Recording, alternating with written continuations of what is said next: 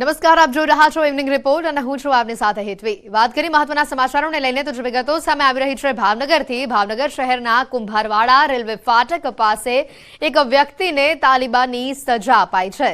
લાકડીઓ વડે જાહેરમાં વિપુલ નામના વ્યક્તિએ આ વ્યક્તિ પર 4 જેટલા વ્યક્તિઓ તૂટી પડ્યા હોવાની ઘટના સામે આવી। આ દ્રશ્યો પરથી અનુમાન લગાવી શકાય છે કે ભાવનગરમાં કાયદો અને વ્યવસ્થાની સ્થિતિ કયા હદે પહોંચી ચૂકી છે। હાલ તો ઇજાગ્રસ્ત વિપુલ નામના યુવાનને સારવાર માટે હોસ્પિટલ ખાતે ખસેડવામાં આવ્યો છે। જૂની અદાવતને લઈને માર મારવામાં આવ્યો હોવાની માહિતી સામે આવી છે। ભાવનગરના આ દ્રશ્યો જોવા મળી રહ્યા છે, જેમાં સ્પષ્ટપણે જોઈ શકાય છે કે એક વ્યક્તિ છે કે જેના ઉપર 5 થી પણ વધારે લોકો અચાનક જ આવીને તૂટી પડે છે। આ જે વ્યક્તિને માર મારવામાં આવી રહ્યો છે તેનું નામ વિપુલ હોવાનું સામે આવ્યું છે। વિપુલ નામના વ્યક્તિ પર 4 જેટલા વ્યક્તિઓ તૂટી પડ્યા અને જેના આ દ્રશ્યો સામે આવ્યા। લોકો માર મારતા રહ્યા અને આસપાસના લોકો આ તમાશો જોતા રહ્યા એવા પણ આ જે દ્રશ્યો છે તે સામે આવ્યા છે। આ દ્રશ્યો ક્યાંક ને ક્યાંક સ્પષ્ટપણે કંઈ બતાવે છે કે કાયદો અને વ્યવસ્થાની સ્થિતિ ભાવનગર શહેરમાં કયા પ્રકારની છે। વધુ વિગત મેળવીશું। નીતિન ગોહિલ ફોન લાઈન પર સંવાદદાતા જોડાઈ ચૂક્યા છે। નીતિન, જે રીતની આ ઘટના સામે આવી છે, કયા કારણોસર આ પ્રકારની ઘટના બની તેને લઈને કોઈ માહિતી? જી ચોક્કસ વાત કરીએ તો જે આ ઘટના બની છે તે કુંભારવાડા રેલવે ફાટકની નજીક જ આ ઘટના બની છે અને ચોક્કસમાં કહી શકાય કે જે એક વ્યક્તિ ઉપર 3 થી વધુ લોકો છે તે લાકડી જેવા સાધનથી એની ઉપર હુમલો કરે છે, એટલે કે જાહેરમાં જે તાલિબાની સજા આપી રહી હોય તેવા દ્રશ્યો સામે આવ્યા છે। બીજી તરફ જયારે ફાટક બંધ હોય છે ત્યારે લોકો પણ આજુબાજુમાં હોય છે, પરંતુ કોઈ લોકો સ્થાનિક લોકો છે તે હિંમત નથી કરતા અને આ યુવકને બચાવવાનો પ્રયાસ નથી કરતા। ત્યારે ચોક્કસ કહી શકાય કે આ પરિસ્થિતિમાં ભાવનગરમાં કાયદો અને વ્યવસ્થાની જે પરિસ્થિતિ છે તેની ઉપર અનેક સવાલો થઈ રહ્યા છે। ત્યારે આ વ્યક્તિ જે છે વિપુલ નામનું વ્યક્તિ, જે સૂત્રો પાસેથી જાણવા મળ્યું છે, હાલ તેને સારવાર અર્થે સરકારી હોસ્પિટલમાં ખસેડવામાં આવ્યો છે અને ત્યારબાદ ત્યાં પોલીસ આવીને આ વિસ્તારમાં આ લોકો જે હુમલાખોરો છે તેને ઝડપી પાડવા માટે ચક્રો ગતિમાન કર્યા છે। જી બિલકુલ નીતિન, આ હુમલાખોરો જે હતા તેઓનો કોઈ ગુનાહિત ઇતિહાસ છે અથવા તો આ જે વિપુલ નામના શખ્સ પર તેઓ દ્વારા જે હુમલો કરવામાં આવ્યો છે, કોઈ જૂની અદાવત હતી તેને લઈને આ હુમલો કરવામાં આવ્યો હતો, કોઈ માહિતી? જી ચોક્કસ વાત કરીએ તો કે જે ઇજાગ્રસ્ત વિપુલ છે તેના ઉપર જે હુમલો કરવામાં આવ્યો છે ત્યારે સ્થાનિક લોકોમાં એવી ચર્ચાનો વિષય બન્યો છે કે જૂની અદાવતને લઈ અને વિપુલ નામનો જે વ્યક્તિ છે તેમને જાહેરમાં લાકડી જેવા હથિયાર વડે તેમને જાહેરમાં મારવામાં આવ્યો છે અને આ જૂની અદાવતને લઈને કંઈક ને કંઈક બનાવ બન્યો તેવું તેના વિસ્તારના લોકોનું કહેવું છે। જી આભાર નીતિન, માહિતી બદલ।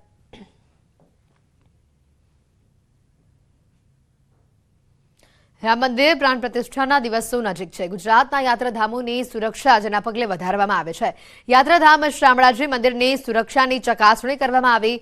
બોમ્બ સ્ક્વોડ, ડોગ સ્ક્વોડ આ સહિતની ટીમે તપાસ કરી છે। એસઓજીની ટીમે પણ ઉપસ્થિત રહી તપાસ કરી મંદિરના ખૂણે ખૂણે ઝીણવટપૂર્વક તપાસ કરવામાં આવે છે।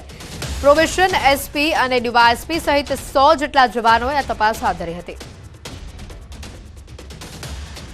મંદિરના ખૂણે ખૂણે ઝીણવટપૂર્વક તપાસ કરવામાં આવી છે। ગુજરાતના યાત્રાધામોની સુરક્ષાને વધારવામાં આવ્યું છે। ડોગ સ્ક્વોડ, બોમ્બ સ્ક્વોડની જે ટીમ છે તેઓ દ્વારા ઝીણવટપૂર્વક સમગ્ર મંદિર પરિસરની તપાસ કરવામાં આવી। મંદિરની આસપાસના જે ભાગો છે ત્યાં પણ તપાસ કરવામાં આવી। વધુ વિગત મેળવીશું। સંવાદદાતા હાર્દિક પટેલ ફોન લાઈન ઉપર જોડાયા છે। હાર્દિક, આજે તપાસ કરવામાં આવી હતી, વધુ અપડેટ શું? એથી ચોક્કસથી જે પ્રકારે અયોધ્યામાં શ્રી રામ જન્મ ભૂમિ ઉપર જે રામ મંદિર બની રહ્યું છે તેને લઈને ગુજરાતમાં પણ યાત્રાધામોમાં મંદિરની સુરક્ષાને લઈને ચકાસણી કરવામાં આવી રહી છે। ત્યારે યાત્રાધામ શામળાજી ખાતે પણ આજે બપોર બાદ 100 થી વધુ જે જવાનોની ટીમ પહોંચી હતી અને જે પ્રોબેશનલ ડીવાયએસપી, એસપી છે તેમની આગેવાની હેઠળ બોમ્બ સ્ક્વોડ, ડોગ સ્ક્વોડ સહિતનો જે કાફલો છે તે મંદિરની સુરક્ષામાં જોતરાયો હતો। ખાસ કરીને યાત્રાધામ શામળાજીનું જે મંદિર પરિસર છે એ ખૂબ મોટું છે, તેને લઈને જે સુરક્ષા જે અહીં ચકાસવામાં આવી હતી, ખાસ કરીને રાજસ્થાન ગુજરાતની બોર્ડર ઉપર આવેલું હોવાના કારણે પણ જે તપાસ છે એ અહીં ચુસ્ત કરવામાં આવી હતી અને મંદિર પરિસરમાં અલગ અલગ ભાગોમાં ઝીણવટપૂર્વક તપાસ કરવામાં આવી હતી અને કોઈ પણ પ્રકારની કોઈ શંકાસ્પદ વસ્તુ ન મળે તેવો પ્રયાસ પણ કરવામાં આવ્યો હતો અને હજુ પણ આગામી સમયમાં આ તપાસ કરવામાં આવશે એવું કહેવામાં આવી રહ્યું છે। તેવા સંજોગોમાં તપાસ ખૂબ જ તેજ કરવામાં આવી છે। જી હેતવી, આભાર હાર્દિક, માહિતી બદલ। ગુજરાતવાસીઓ હજી પણ કાતિલ ઠંડીથી રાહત નથી મળવાની. હાલ નજીકના દિવસોમાં કાતિલ ઠંડીમાં કોઈ રાહત નહીં મળે. હવામાન વિભાગની ઠંડીને લઈને મોટી મહત્વની આગાહી સામે આવી છે. ગુજરાતમાં વાદળછાયું વાતાવરણ અને ઠંડી પણ રહેશે. સામાન્ય રીતે ઉત્તરાયણ બાદ ઠંડીમાં ઘટાડો થતો હોય છે, પરંતુ આ વખતે ઉત્તરાયણ બાદથી ઠંડીમાં વધારો થઈ રહ્યો છે.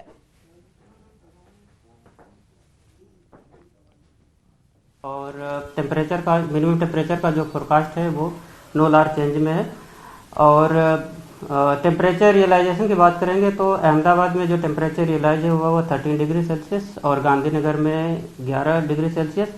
अहमदाबाद गुजरात स्टेट की तो मेनली नॉर्दर्ली विंड रहेगी और जो विंड की स्पीड होगी वो मतलब लाइट विंड होगी up to 6 kilometre per hour. नहीं, अभी आने वाले दिनों में टेम्परेचर कम नहीं होगा। थोड़ा सा वो मतलब हाई लेवल के क्लाउड पूरे गुजरात स्टेट में प्रिवेल कर रहे हैं। અરવલ્લીના બાયડના જીતપુર ગામે એક અનોખો કિસ્સો સામે આવ્યો છે. અહીંયા 5 વર્ષ અગાઉ ચોરાયેલો બળદ પરત મળી આવતા બળદના માલિકે ડીજે સાથે બળદનો વરઘોડો કાઢ્યો. બળદનો વરઘોડો નીકળતા સૌ કોઈ જોતા જ રહી ગયા. 2019ના ડિસેમ્બર મહિનામાં રાત્રિના સમયે જયંતિ ઓડ નામના વ્યક્તિએ ફળિયામાં બળદને બાંધ્યો હતો અને ત્યારે બળદની ચોરી થઈ હતી. જે બાદ જયંતિભાઈએ પોલીસ ફરિયાદ પણ નોંધાવી હતી. જોકે વર્ષો વીતવા છતાં બળદ મળ્યો ન હતો. તો બીજી તરફ જયંતિભાઈએ આશા છોડી ન હતી. તેઓ સતત બળદની શોધખોળ કરી રહ્યા હતા. તાજેતરમાં જ તેઓ ભાણવડ ગયા હતા અને જ્યાં 3 પાટિયા નજીક પોતાના બળદને બાંધેલો જોયો હતો. બળદને જોતા જયંતિભાઈ તેને ઓળખી ગયા હતા. જે બાદ તેમણે પોલીસનો સંપર્ક કર્યો અને પોલીસની હાજરીમાં ફરી બળદની માલિકી મેળવી હતી. 5 વર્ષ બાદ બળદ મળી આવતા પોતાના ગામ જેતપુર પહોંચીને તેમણે બળદનો વરઘોડો કાઢ્યો હતો.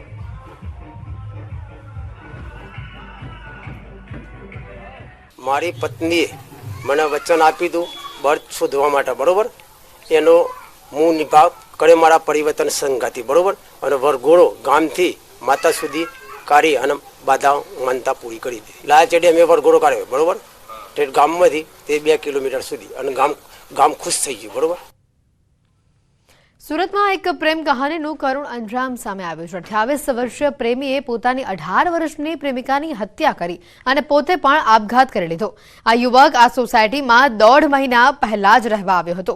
પરિવાર બહાર જતા આ યુવકે પોતાની પ્રેમિકાને ઘરે બોલાવી હતી. પ્રેમી યુગલ વચ્ચે કોઈ બાબતે માથાકૂટ થતા યુવકે યુવતીની હત્યા કરી નાખી અને જે બાદ પોતે પણ આપઘાત કરી લીધો. હવે આ મામલે પોલીસે વધુ તપાસ હાથ ધરી રહી છે. હત્યા અને આત્મહત્યાનું કારણ શું છે તે અંગે પણ વધુ તપાસ કરવામાં આવી રહી છે.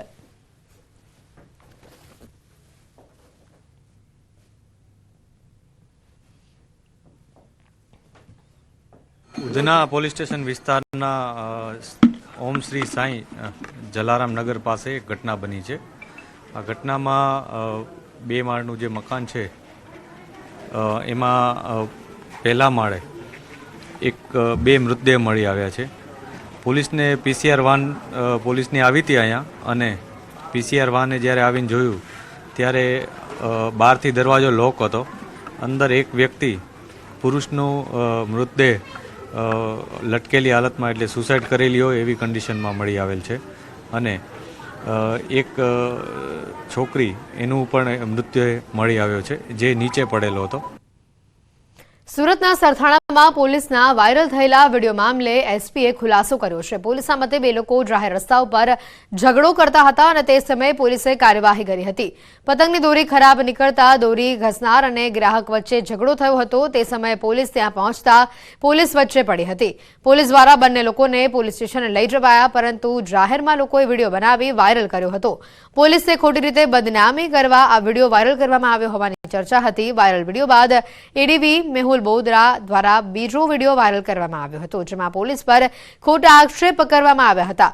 વિડીયો વાયરલ કરનાર એડવોકેટ મેહુલ બોગરા વિરુદ્ધ પોલીસે કાયદેસરની કાર્યવાહી કરશે.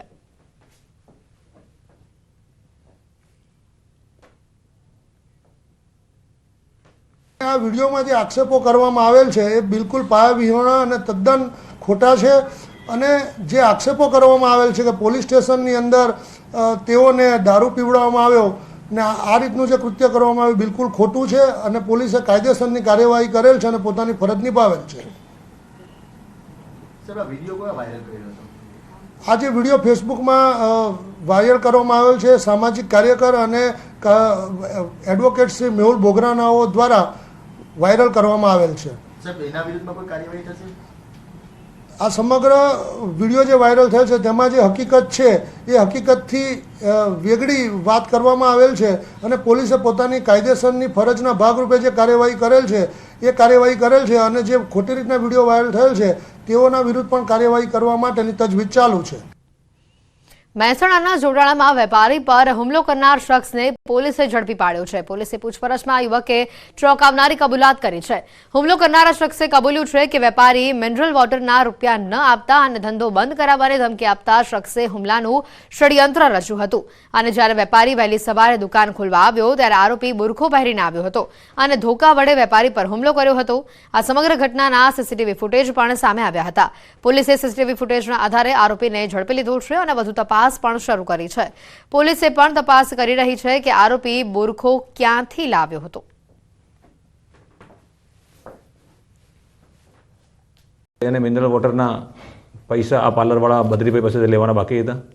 એ વારંવાર પૈસાની માગણી કરતો હતો તો પણ બદ્રીભાઈ એને પૈસા આપતા નહોતા અને એના કહેવા મુજબ બદ્રીભાઈ એની સાથે ખરાબ વર્તન કરતા હતા, એને ધંધો બંધ કરાવી દેવાની ધમકીઓ આપતા હતા અને એની સાથે ઝઘડો થતો હતો. એકાદ વખત પંચાયતમાં પણ જાહેરમાં એને ધમકાવેલો. તો આ બાબતનો ખાર રાખી અને બદ્રીભાઈને પાઠ ભણવા માટે એણે આ કૃત્ય કરેલ છે. પોલીસે આરોપીને ઝડપી પાડેલ છે. આરોપી સાથે બીજું કોઈ સંડોવાયેલ છે કેમ, આરોપીના સપોર્ટમાં બીજું કોઈ છે કે કેમ વગેરે તમામ પાસાની અત્યારે પોલીસે તપાસ હાથ ધરેલી.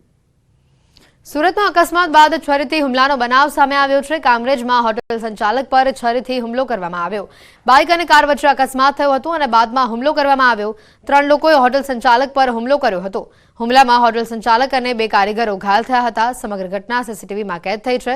હાલ તેને લઈને હુમલાખોરોની શોધખોળ પણ કરવામાં આવી રહી છે.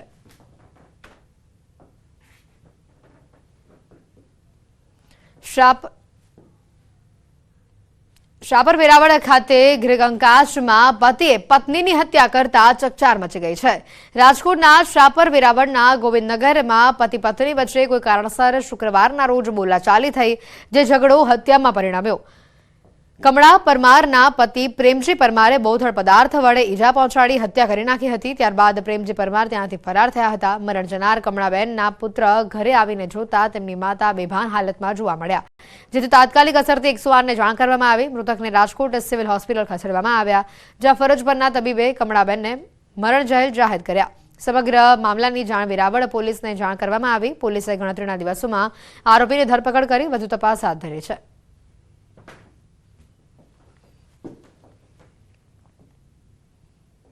ગોવિંદભાઈ પરમાર ના હોય, ઘર કંકાસ અવારનવાર થતો હોય, જેથી ઘર કંકાસના કારણે મારા પિતાએ મારી માતાને મારી નાખેલી છે. તરત શાપર વેરાવળ પોલીસ સ્ટેશન ખાતે આઈપીસી કલમ 302-135 મુજબનો ગુનો દાખલ કરવામાં આવેલો અને આ પ્રેમજીભાઈને ગણતરીના દિવસોમાં અટક કરવામાં આવેલા છે. ધોરાજીના Jetpur road, Junagadh road, Jamnavad road station સહિતના મુખ્ય રસ્તાઓ બિસ્માર હાલતમાં હોવાના કારણે લોકો યાતના ભોગવી રહ્યા છે. વાહન વ્યવહારમાં અનેક મુશ્કેલીઓનો સામનો કરવો પડી રહ્યો છે. ત્યારે ધોરાજીના ખેડૂતોને રોડ રસ્તાની મુક્તિ આપો, ખરાબ રોડના કારણે અકસ્માતની જવાબદારી કોની તેવા લખાણોની સાથે પોસ્ટર્સ લગાવવામાં આવ્યા છે. જો જલ્દી આ સમસ્યાનું નિરાકરણ નહીં આવે તો આંદોલનની ચીમકી પણ ઉચ્ચારવામાં આવે છે.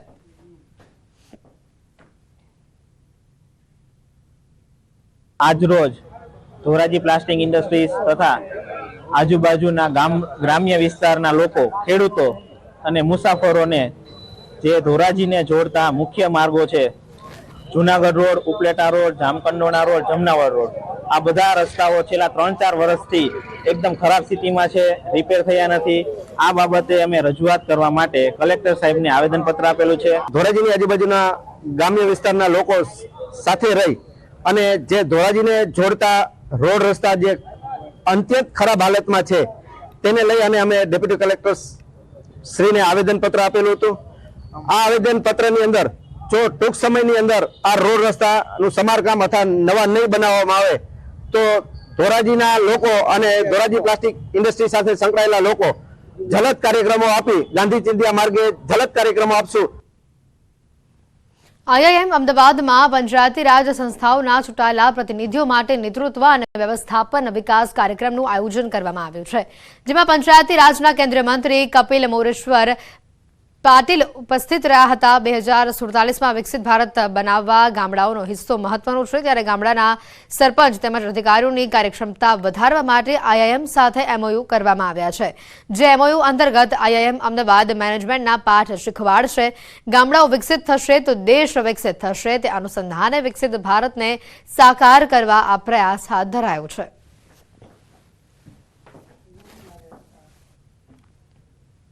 IIMMBA के माध्यम से उनके साथ एमओयू करके इसको और खुले तौर पर लोगों का जो चुने हुए प्रतिनिधियों का और अधिकारियों का क्षमता बढ़ाने का काम और उनके नेतृत्व गुणों को और उभारने का काम करने के लिए इनके साथ एमओयू करके इसकी शुरुआत कल से 15 तारीख से हो रही है। 15મી જાન્યુઆરીથી 15મી ફેબ્રુઆરી સુધી માર્ગ સલામતી મહિનાની ઉજવણી કરવામાં આવી રહી છે, ત્યારે સરકારે one nation one challan project અમલમાં મૂક્યો છે। મોબાઈલ એપ્લિકેશનથી traffic police helmet, seat belt અને પાર્કિંગ સહિતના ટ્રાફિકના નિયમોના ભંગ બદલ ઈ ચલણ આપશે। વાહન ચાલકો સ્થળ પર દંડ ભરી શકશે અથવા ઓનલાઈન પણ ભરી શકશે। કોઈપણ રાજ્યની ગાડી નિયમોના ભંગ કરે તો પોલીસ ઈ ચલણ આપી શકશે અને આ ચલણ 90 દિવસમાં ભરી દેવું પડશે, નહીં તો 90 દિવસ બાદ વર્ચ્યુઅલ કોર્ટ ટ્રાન્સફર થઈ જશે। ત્યારબાદ પણ દંડ ભરવામાં ન આવે તો કોર્ટ દ્વારા સમન્સ પણ કાઢી શકે છે। ટ્રાફિક પોલીસે હવેથી વાહન ચાલકોના ટ્રાફિકના નિયમો પાળવા માટેની અપીલ કરી છે।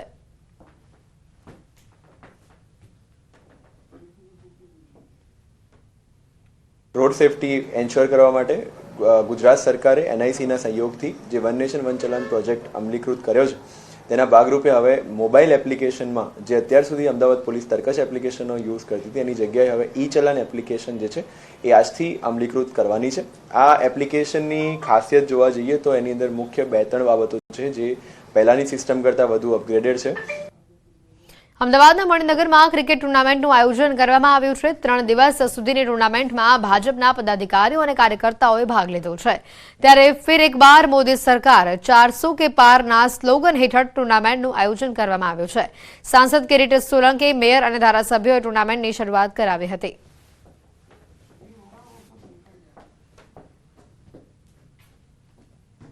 મણિનગરના સંગઠનના પદાધિકારીઓ વચ્ચે આ ક્રિકેટ ટુર્નામેન્ટનું આયોજન કરવામાં આવ્યું છે। ક્રિકેટ ટુર્નામેન્ટ પહેલા ભારતનો નકશો બનાવી અને આ ભારતના નકશા ઉપર માન્ય નરેન્દ્રભાઈના કટઆઉટ સાથે ફિર એક બાર મોદી સરકાર 400 કે પારના સૂત્ર સાથે આ ટુર્નામેન્ટની શરૂઆત કરી છે। જે રીતે દેશમાં વિકાસનો વાયુ વહી રહ્યો છે અને જે રીતે દેશની પ્રગતિ થઈ રહી છે, સમગ્ર વિશ્વને, સમગ્ર દેશને અને બધાને વિશ્વાસ છે કે આ વખતે ભારતીય જનતા પાર્ટીની સરકાર જંગી બહુમતી સાથે બનવાની છે। અને હવે વાત કરીશું અયોધ્યામાં મહામહોત્સવની।